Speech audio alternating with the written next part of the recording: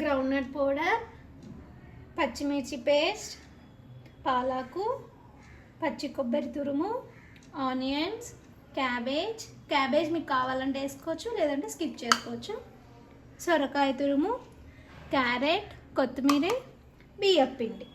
ఇవన్నీ మిక్స్ చేసుకొని బియ్యపిండి రొట్టె చేసుకోవచ్చు. ఇప్పుడు నేను ఒక్కొక్కటి వేస్తాను. ఇంట్లో పచ్చిమిర్చి పేస్ట్ తగినంత, గ్రౌండ్నట్ పౌడర్ 1/2 కప్, పాలాకు తురుము, కొబ్బరి తురుము, ఆనియన్స్, క్యాబేజ్ వేసుకున్నాం కాబట్టి నేను 1 ఆనియనే వేసాను. క్యాబేజ్ లేకపోతే 2 ఆనియన్స్ వేసుకోవచ్చు. సొరకాయ తురుము, క్యారెట్ అండ్ కొత్తిమీర తురుము. దీన్ని బాగా కలుపుకొని తగినంత సాల్ట్,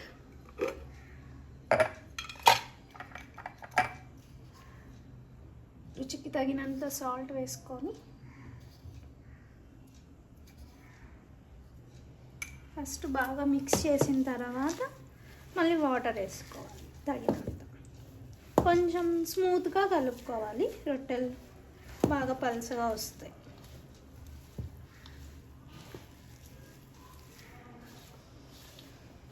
పాలాకు నేను ఉందని వేసాను, లేకపోయినా స్కిప్ చేసుకోవచ్చు.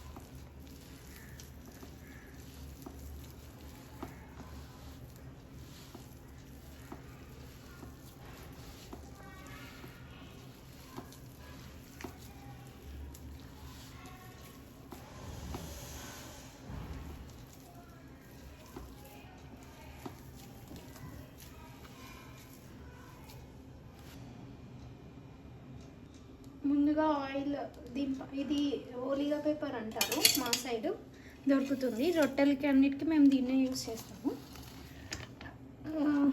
ఆయిల్ ఫస్ట్ వేసుకొని ఇలా అంతా స్ప్రెడ్ చేసుకున్నాక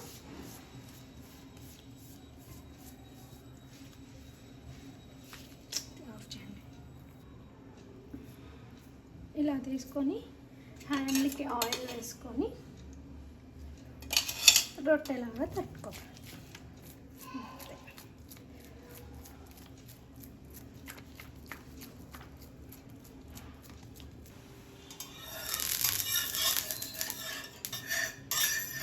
ప్యాన్ హీట్ అయిన తర్వాత ఫస్ట్ ఆయిల్ వేసుకొని సిమ్లో పెట్టుకోవాలి. సిమ్లో పెట్టుకున్న తర్వాత ఈ రొట్టెని ఇలా తీసుకొని ఇలా మీద వేసుకోవాలి. ఒక 2-3 మినిట్స్ హీట్ అయిన తర్వాత పేపర్ తీసేయచ్చు.